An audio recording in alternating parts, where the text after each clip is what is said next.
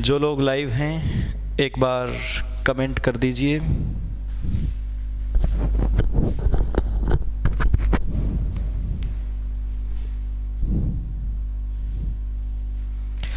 और बताइए मुझे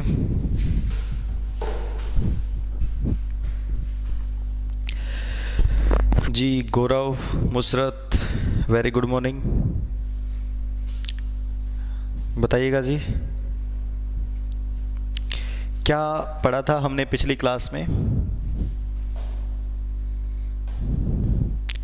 पिछली क्लास में हम लोगों ने क्या पढ़ा था? हम एंशिएंट पढ़ रहे थे।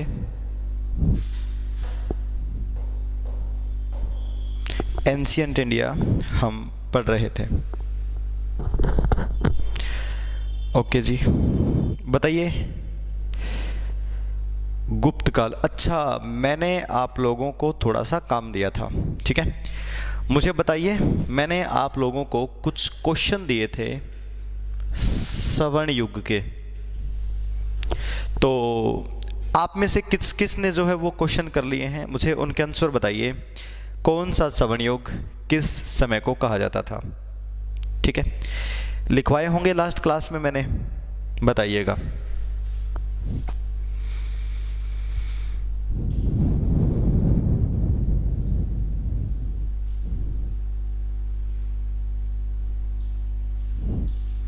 बताइएगा जी।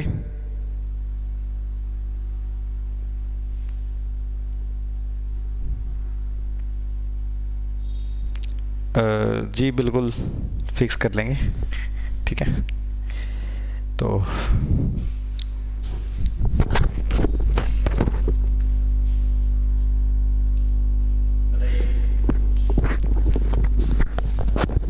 मैंने आप लोगों से कुछ पूछा है।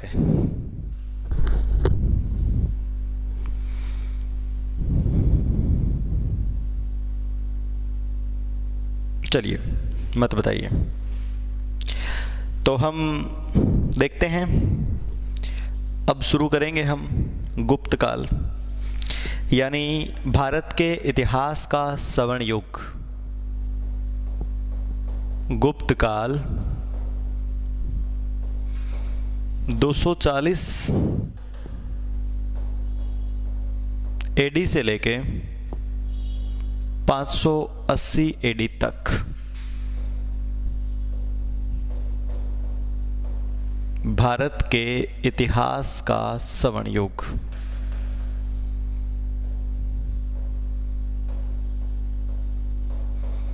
भारत के इतिहास का स्वर्ण युग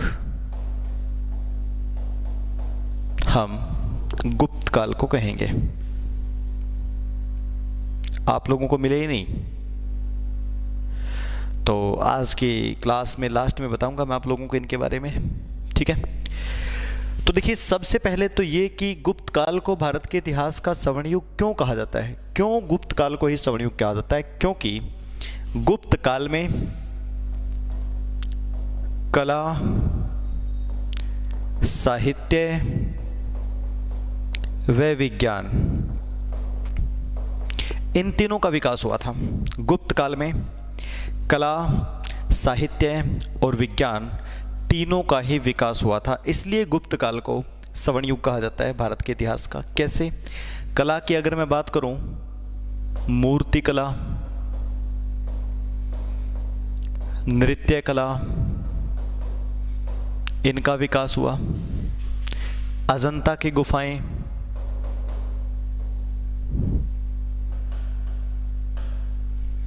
अजंता, एलोरा की गुफाएं, इन सब का निर्माण गुप्त काल में हुआ था, इसलिए गुप्त काल को भारत के इतिहास का स्वर्ण युग कहा गया। कलाओं का विकास हुआ। और उसके बाद है साहित्य। साहित्य की अगर मैं बात करूं तो देखिए, कालिदास जिसने रघुवंशा लिखी, विशाखादत्त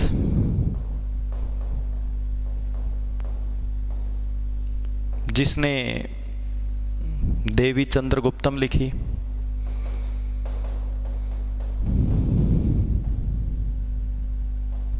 ऐसे ऐसे विद्वान साहित्य का विकास करते हैं, ये भी गुप्त काल में थे। उसके बाद विज्ञान की अगर मैं बात करूं तो आर्यभट्ट, वराहमिहिर, ये साइंटिस्ट मैथमेटिशियन सब गुप्त काल में थे। और ब्रह्मगुप्त। आर्यभट्ट की अगर मैं बात करूं तो आर्यभट्ट ने लिखी आर्यभट्टयम,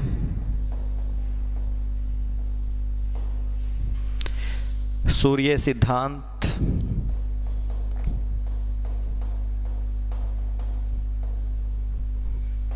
जीरो की खोज, दशमलव की खोज, सब आर्यभट्ट। वराहमिहिर ने लिखी वृहत संहिता।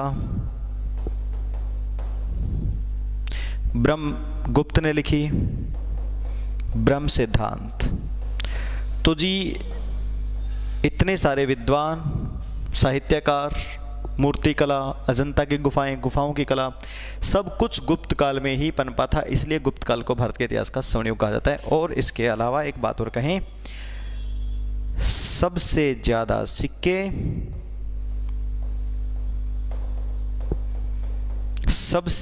सिक्के गुप्त काल में ही बने थे।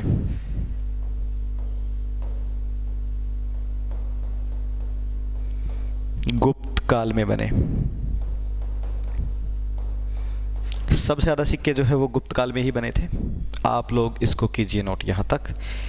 इसलिए गुप्त काल को भारत के इतिहास का स्वर्ण युग कहा गया।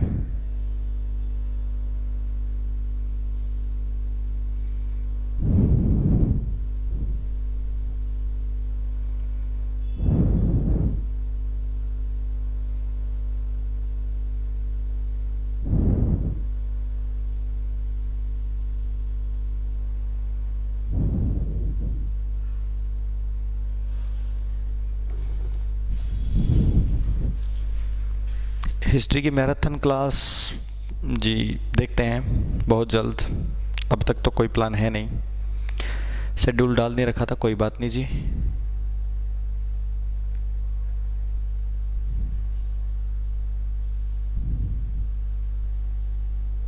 ऐसा सुनने में आया है, अब तक तो ऐसा कुछ है नहीं, सुनने में गलत आया है आपके।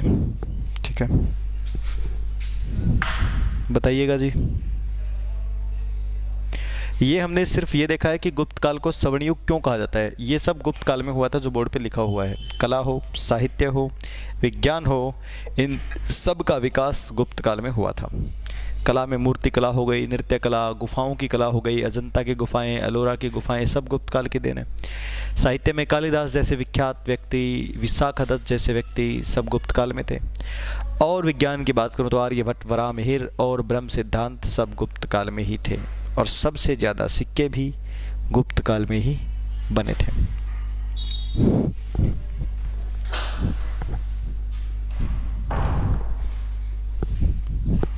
बताइए जी।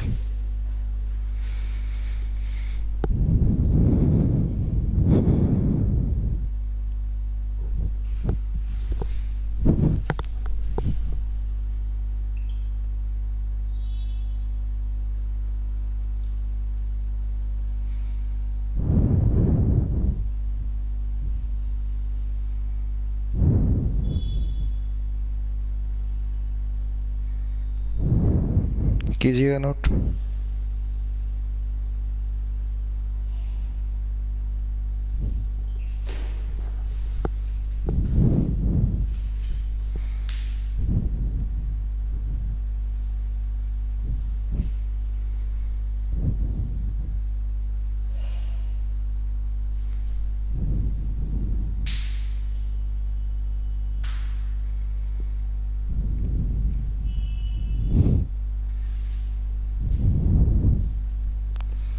ऐसा नहीं है राहुल, ऐसा नहीं है।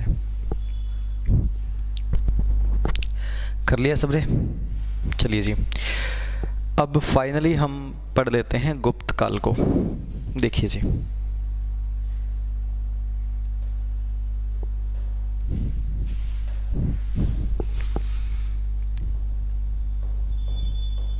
गुप्त काल में जो राजा होंगे उनको 240 से लेके 580 तक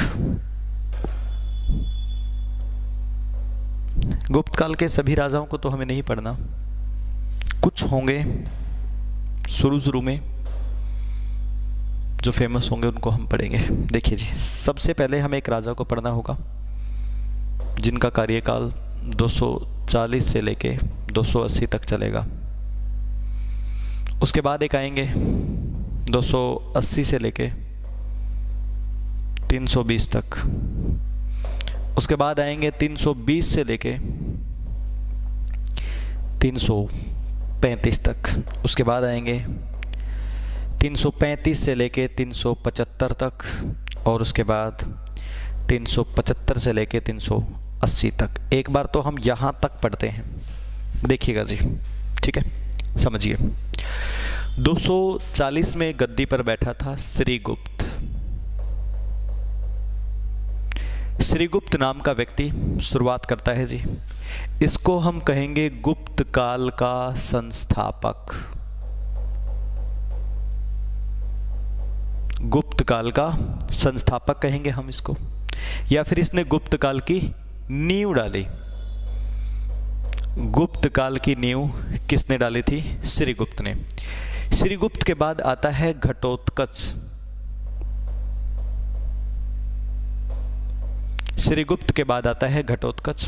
इसका कोई अहम रोल होगा नहीं। तो शुरू के 40 साल, शुरू के 80 साल, जिसमें से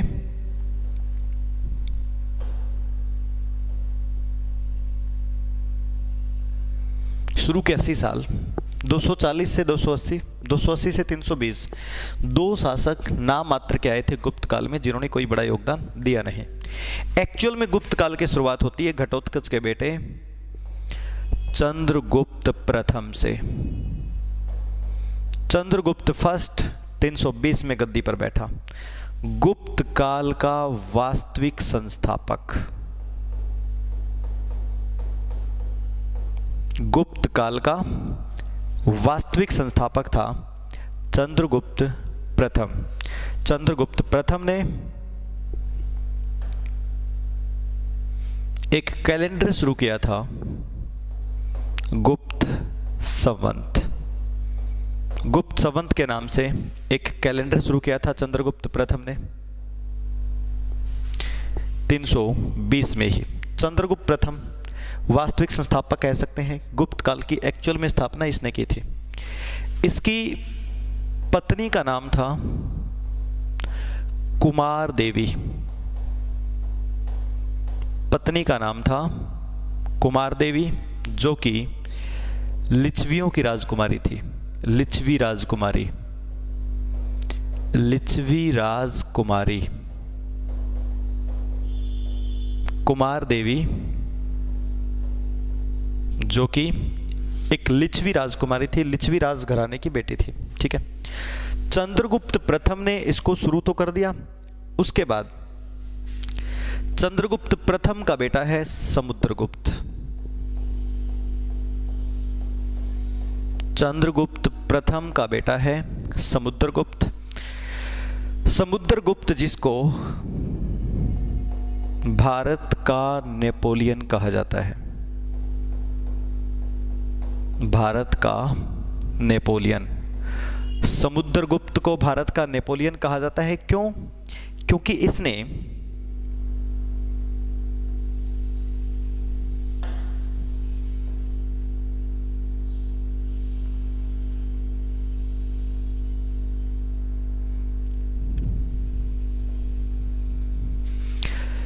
नौ शासक उत्तर भारत के और 12 दक्षिण भारत के, यानी 9/12। उत्तर भारत के 9 और दक्षिण भारत के 12 राजाओं को हराया था। इसलिए इसको कहा जाता है भारत का नेपोलियन। भारत का नेपोलियन कहा जाता है समुद्रगुप्त को। समुद्रगुप्त ने जो सिक्के स्टार्ट किए थे वो पूछे जाते हैं। ये फेमस हुआ अपने सिक्कों को लेकर के। समुद्रगुप्त के सिक्के 3 प्रकार के थे, जिसमें पहले प्रकार के अपने पिता के चित्र वाले, समुद्रगुप्त ने अपने पिता के फोटो लगवाई सिक्कों पे, यानी चंद्रगुप्त प्रथम की।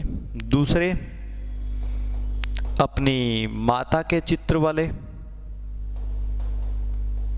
और तीसरा खुद के वीणा बजाते हुए।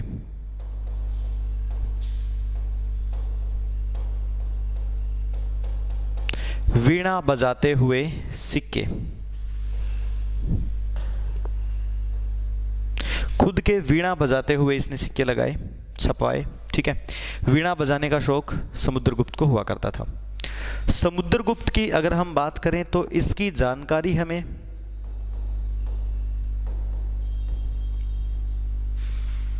प्रयाग प्रशस्ति से होती है।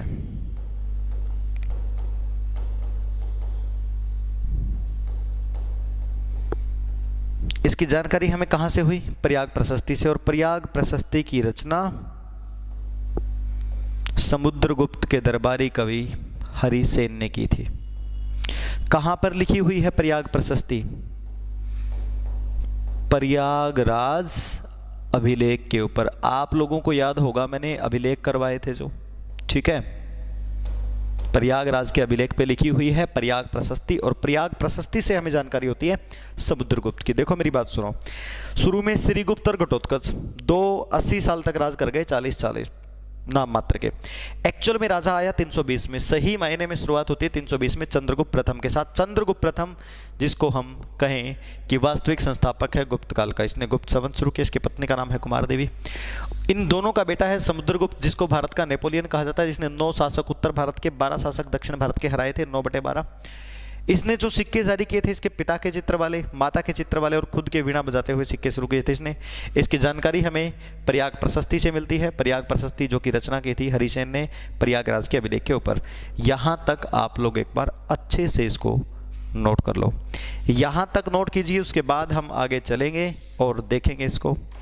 बताइएगा यहाँ तक अगर कोई दिक्कत है तो किसी को।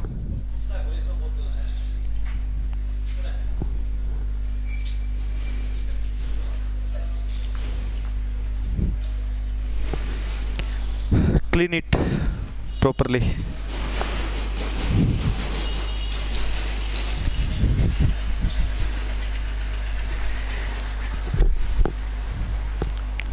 हाँ जी, समझ रहे हो ना सारे अच्छे से?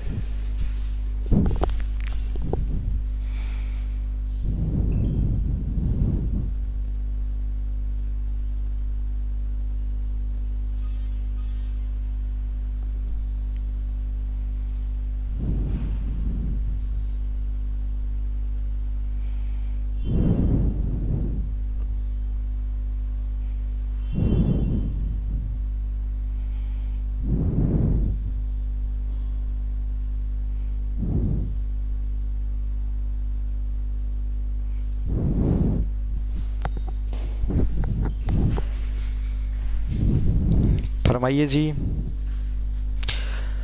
हाँ, प्रयाग प्रशस्ति वही है पुरुषोत्तम जी जो प्रयागराज के अभिलेख 1 और 2 पर लिखी गई है। ठीक है,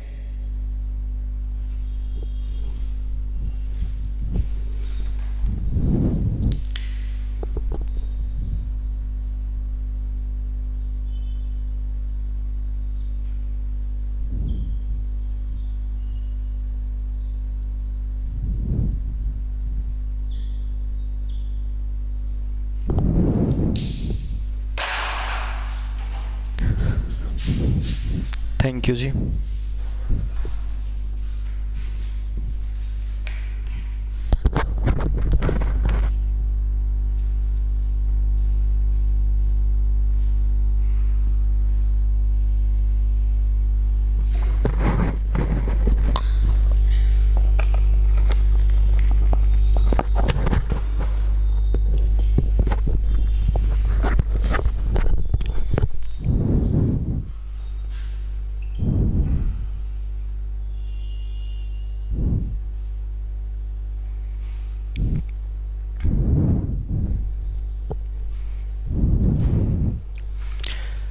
बतलाइए जी।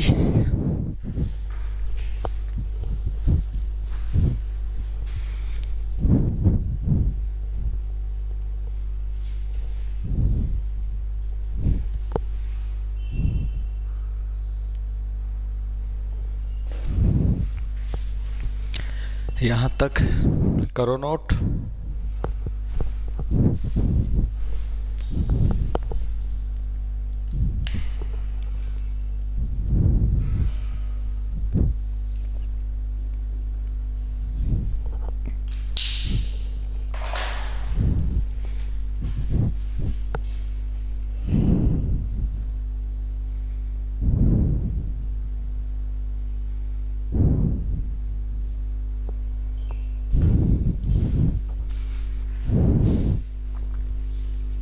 हो गया?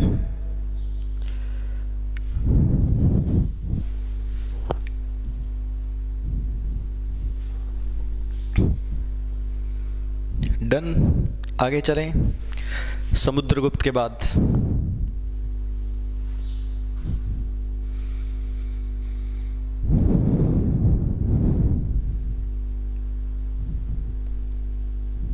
गौरव जी, अभी तो चलेंगी क्लासेस हमारी, सिलेबस हो जाएगा, जल्दी हो जाएगा। चलें आगे। देखो जी, समुद्रगुप्त के बाद अगला जो शासक होगा वो 375 से 380 तक रहेगा। उसके बाद 380 से 413 तक रहेगा और उसके बाद 413 से 455, 455 से 467। देखिए जी, मेन शासक अब यही होंगे। समुद्रगुप्त के दो बेटे थे। बड़े बेटे का नाम था रामगुप्त।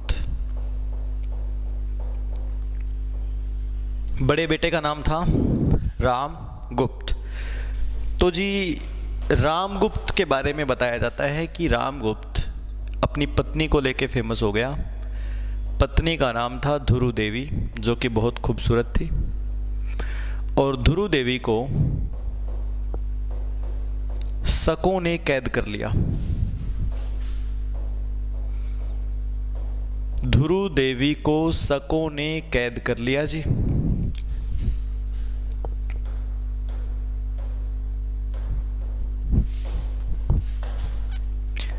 धुरु देवी को शकों ने कैद कर लिया। और तब रामगुप्त का छोटा भाई चंद्रगुप्त द्वितीय, मतलब समुद्रगुप्त ने अपने दो बेटों के नाम रखे। बड़े का रामगुप्त, छोटे का नाम चंद्रगुप्त। चंद्रगुप्त सेकंड। इसने कहा मैं छुड़वा के लाऊंगा। तब ये जाकर के चंद्रगुप्त सेकंड अपनी भाभी को रिहा कर लाता है। इसने, चंद्रगुप्त सेकंड ने अपनी भाभी को रिहा करवाया, शकों को मार के आकर के अपने भाई की हत्या कर दी और खुद गद्दी पर बैठ गया और अपनी भाभी से शादी कर ली। ये जो जानकारी है आपको एक नाटक से मिलती है, जो है देवी चंद्रगुप्तम। और ये नाटक लिखा था विशाखा दत्त ने। ये नाटक लिखा था विशाखा दत्त ने। रामगुप्त, धुरु देवी खूबसूरत थी, उसको शक उठा के ले गए। इसके छोटे भाई चंद्रगुप्त द्वितीय ने छुड़वा करके लाया, जो है आकर के अपने भाई को मारा और खुद गद्दी पर बैठ गया। और अब चंद्रगुप्त द्वितीय को हम पढ़ेंगे। 380 से लेकर 413 तक राज करेगा। चंद्रगुप्त द्वितीय को ही इतिहास में विक्रमादित्य के नाम से जानते हैं। चंद्रगुप्त द्वितीय ही था भारत के इतिहास का विक्रमादित्य। इसने चांदी का सिक्का शुरू किया था।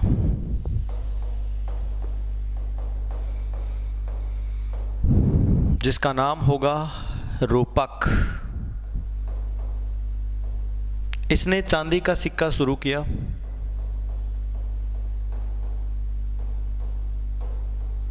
चांदी का सिक्का किसने शुरू किया था? चंद्रगुप्त सेकंड ने। चंद्रगुप्त सेकंड के समय में 399 में चीनी यात्री फाहियान भारत में आया था जी।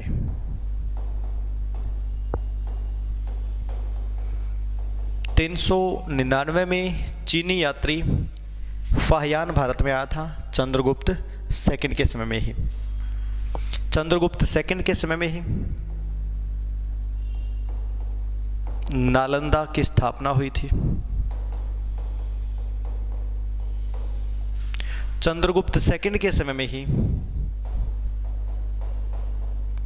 साहित्य व विज्ञान का विकास हुआ था।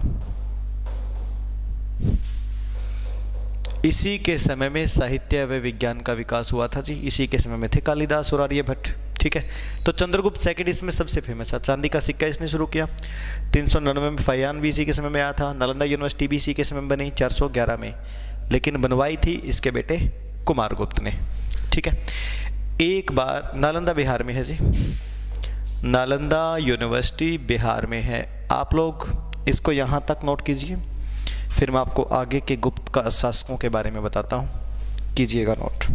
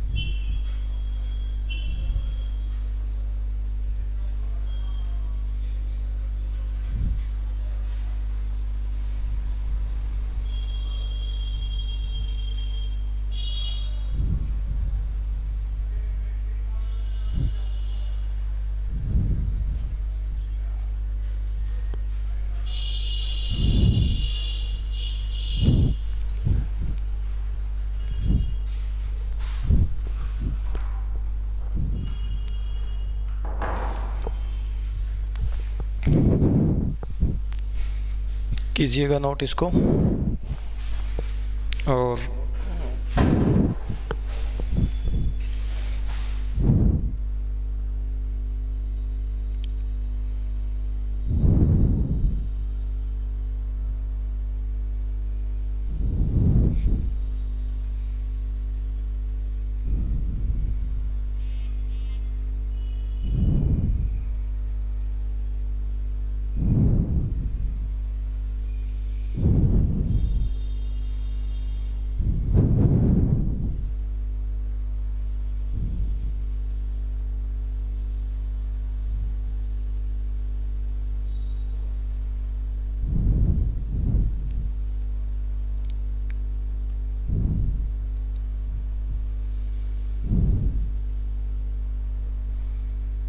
नालंदा इसके बेटे ने बनवाई है, जिसने नहीं बनवाई, इसके समय में बनी है।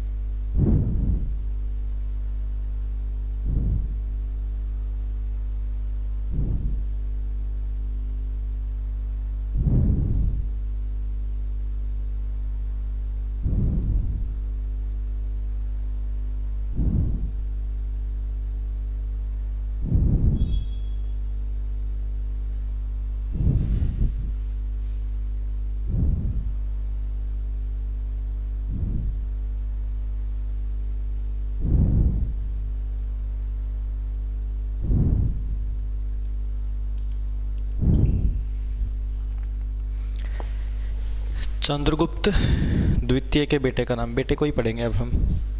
गुप्त काल की राजधानी पूछी जाती है, बिल्कुल पूछी जाती है। राजधानी पाटलिपुत्र। गुप्त काल की राजधानी भी पाटलिपुत्र ही होगी। हाँ लिखो एक बार, इसको करो नोट आप लोग।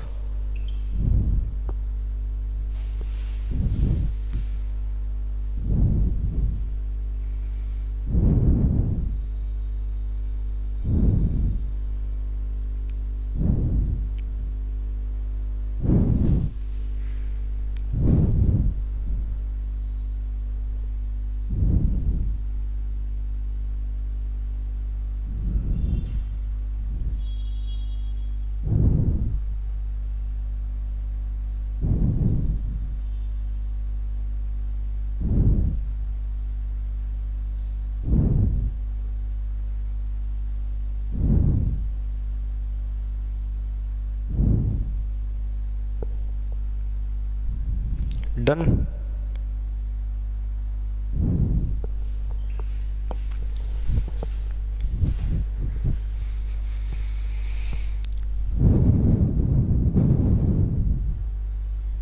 अर्शिया, हाँ फ्री तो हूँ जी मैं। क्या था बताइएगा। चलिए देखिए जी, उसके बाद हम देखते हैं अगला शासक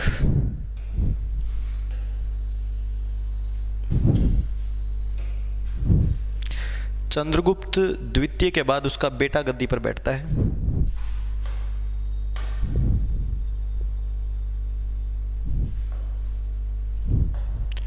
कुमारगुप्त। कुमारगुप्त के बारे में दो ही बातें। एक तो इसने नालंदा की स्थापना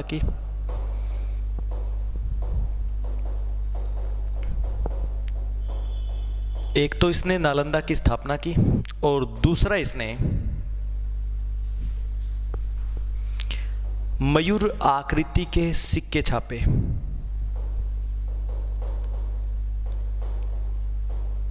मयूर आकृति के सिक्के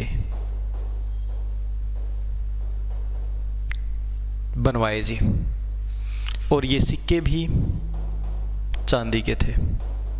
ये है कुमारगुप्त। इसने नालंदा की स्थापना की लेकिन अपने पिता के समय में 411 में, जबकि ये खुद गद्दी पे बैठा 413 में। ठीक है, उसके बाद अगला शासक बनता है स्कंदगुप्त। स्कंदगुप्त जिसने हुणों को हराया था। हुणों को हराने वाला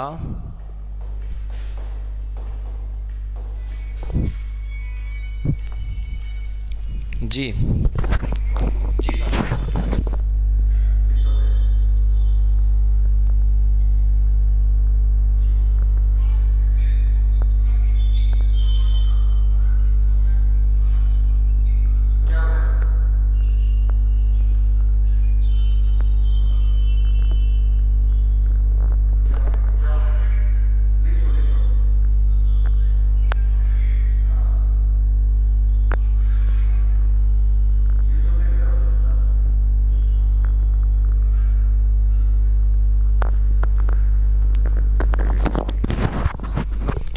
हुणों को हराने वाला एकमात्र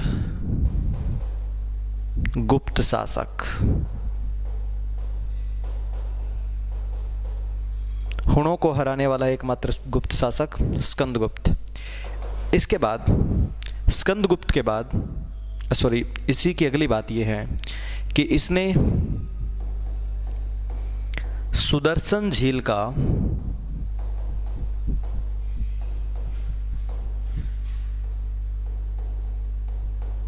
जीर्णोद्धार करवाया था। सुदर्शन झील का जीर्णोद्धार यानी कि पुनर्निर्माण करवाया था इसने, स्कंदगुप्त ने।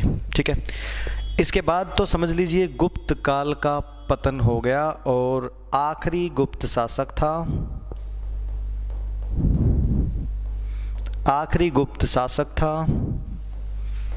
विष्णुगुप्त। इसके बाद किसी गुप्त राजा का उल्लेख नहीं मिलता किताबों में। विष्णुगुप्त आखिरी गुप्त शासक रहा था। ठीक है, एक बार आप लोग यहाँ तक नोट करेंगे, उसके बाद मैं आपको सुदर्शन झील के बारे में बताऊंगा। सुदर्शन झील के बारे में भी पेपर में पूछा जाता है। ठीक है, ये झील कहाँ है, किसने बनवाई थी, किसके समय में बनी थी, और इसका जीर्णोद्धार किसने करवाया, ये हमने देख लिया। कीजिएगा यहाँ तक, कोई दिक्कत हो तो।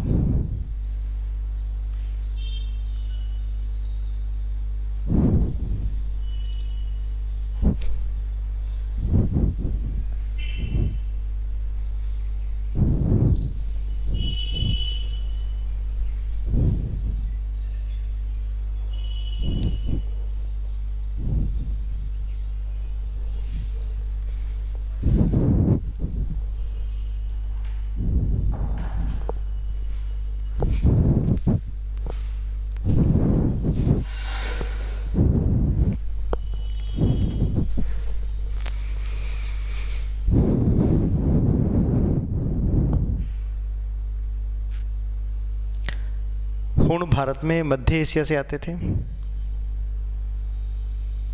जी अर्सिया, नोटबुक से संबंधित बताइएगा क्या पूछना है,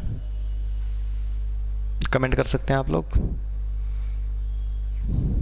और इस बैच में मैंने अपना कॉन्टैक्ट भी दे रखा है, आप लोग डायरेक्ट मेरे पास मैसेज भी कर सकते हैं 9812608829।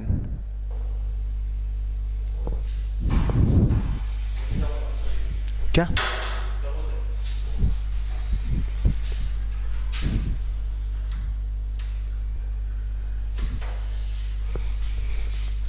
तो पूछिए, आप लोग डायरेक्ट पूछ सकते हैं, ठीक है। हाँ, इस झील के बारे में मैं अभी बताऊंगा, एक बार आप लोग नोट कीजिएगा।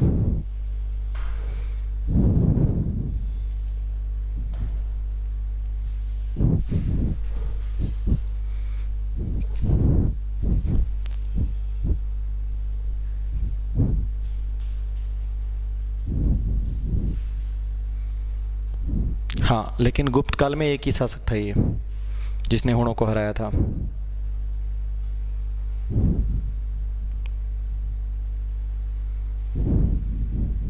जी हो गया।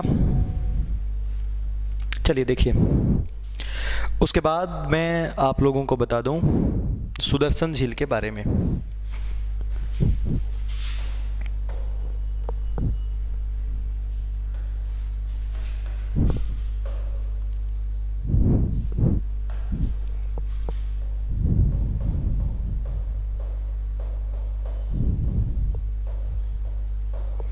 सुदर्शन झील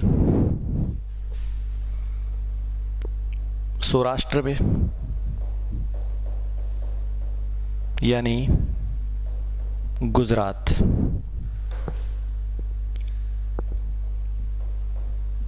सुदर्शन झील गुजरात में है। ये झील मौर्य वंश में बनी थी, मौर्य काल में बनी थी। मौर्य काल में गुजरात के शासक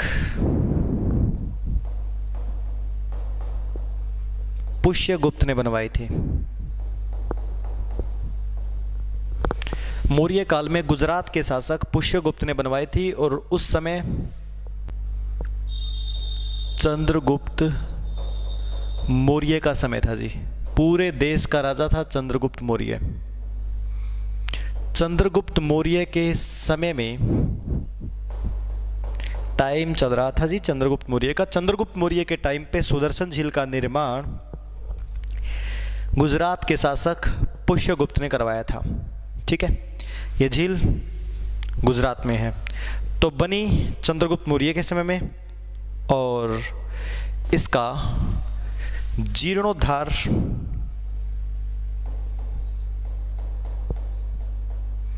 यानी पुनर्निर्माण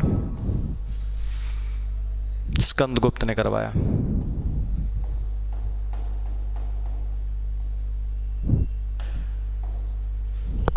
बताइएगा जी, इसके बारे में और कर लीजिएगा नोट।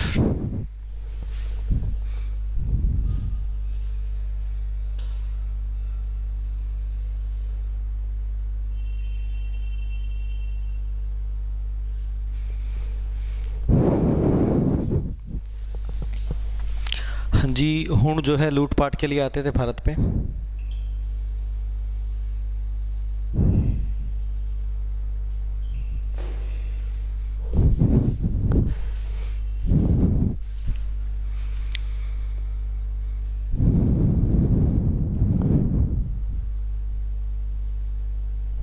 पुष्यगुप्त ने बनवाई है ये, ठीक है।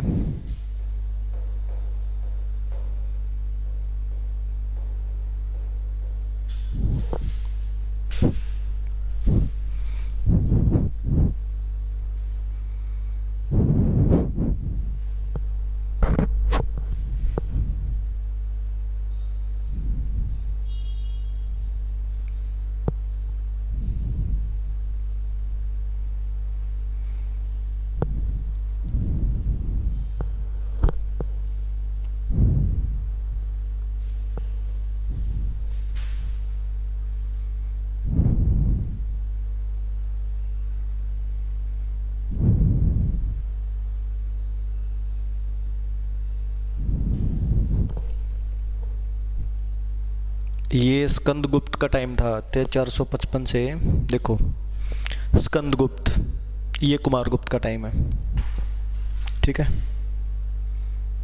नोट नहीं किया तो कर लो नोट, और इसको भी करो नोट।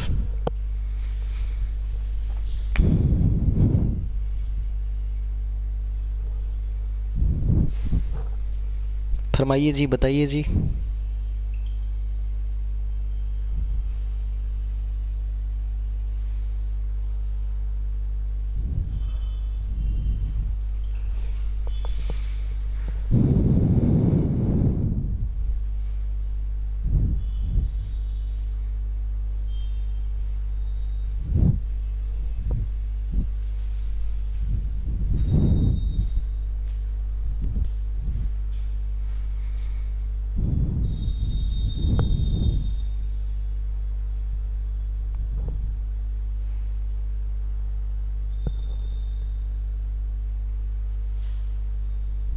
जीर्णोद्धार मतलब पुनर्निर्माण।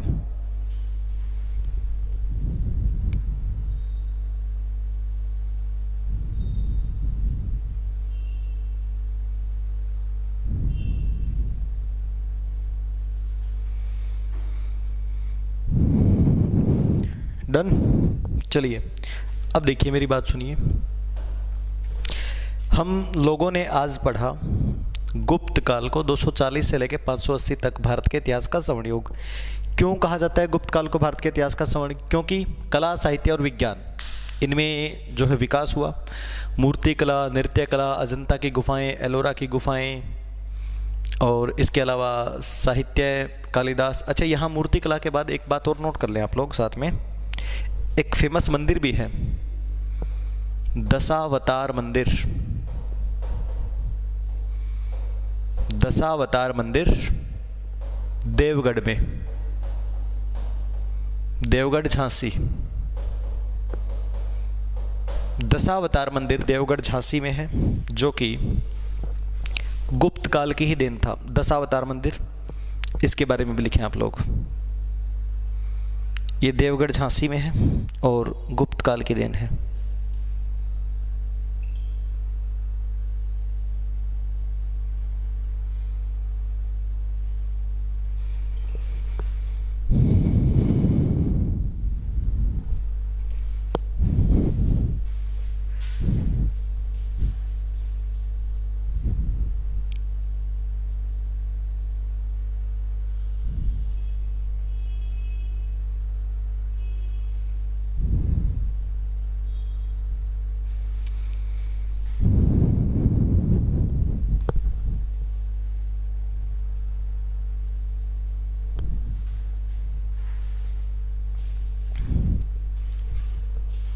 दशावतार मंदिर।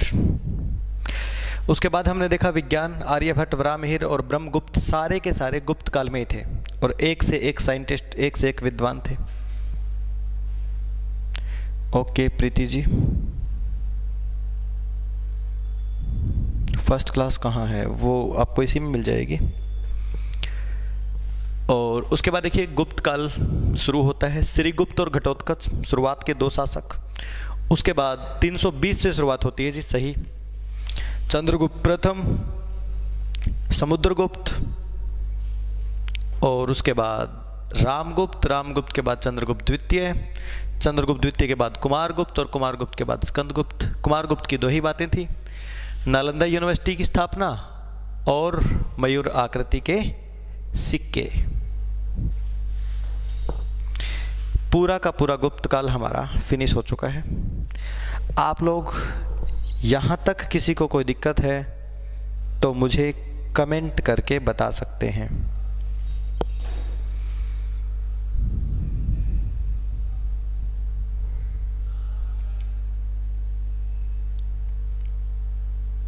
बताइएगा।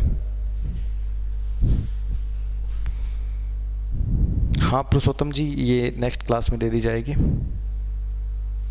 चंद्रगुप्त को, क्योंकि चंद्रगुप्त से पहले जो राजा थे उन्होंने सिर्फ स्थापना की है, पूरे भारत पे कंट्रोल हुआ नहीं था। एक्चुअल में सबसे शक्तिशाली राजा पहली बार कोई आया था वो चंद्रगुप्त प्रथम था। सही मायने में गुप्त काल पूरे देश में तब फैला था। गुप्त काल शुरू तो हो गया था लेकिन गुप्त काल का कंट्रोल पूरे भारत पे चंद्रगुप्त प्रथम के टाइम पे हुआ था। ठीक है, ओके कुलदीप, इसमें लेकिन जो नाम लिखा आ रहा है ना उसके अकॉर्डिंग बताया मैंने।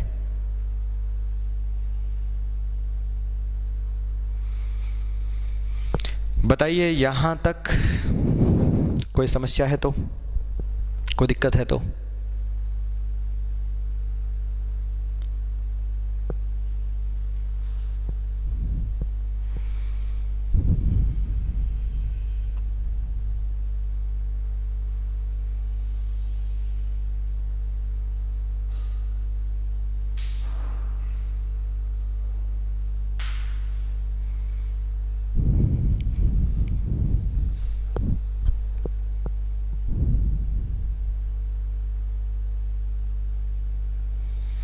क्या किसी को कोई तकलीफ है?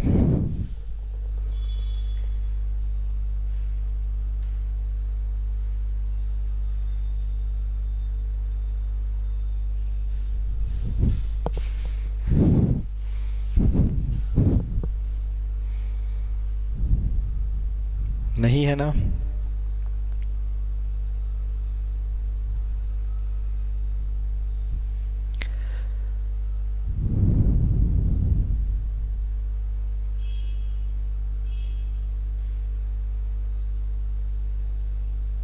वो क्वेश्चन हम अगली क्लास में देखेंगे अब। ठीक है, तो आज की क्लास में इतना ही होगा जी। सुदर्शन झील के बारे में मैंने आपको लास्ट में बताया, मौर्य काल में बनी थी लेकिन बनवाई थी पुष्यगुप्त ने, जो कि गुजरात का राजा था। बनी थी ये चंद्रगुप्त मौर्य के टाइम पर। जीर्णोद्धार, इसका पुनर्गठन करवाया स्कंदगुप्त ने। ठीक है, तो चलिएगा, bye bye, thank you very much. अगली क्लास में मिलते हैं हम फिर। ठीक है, ओके जी, बाय बाय।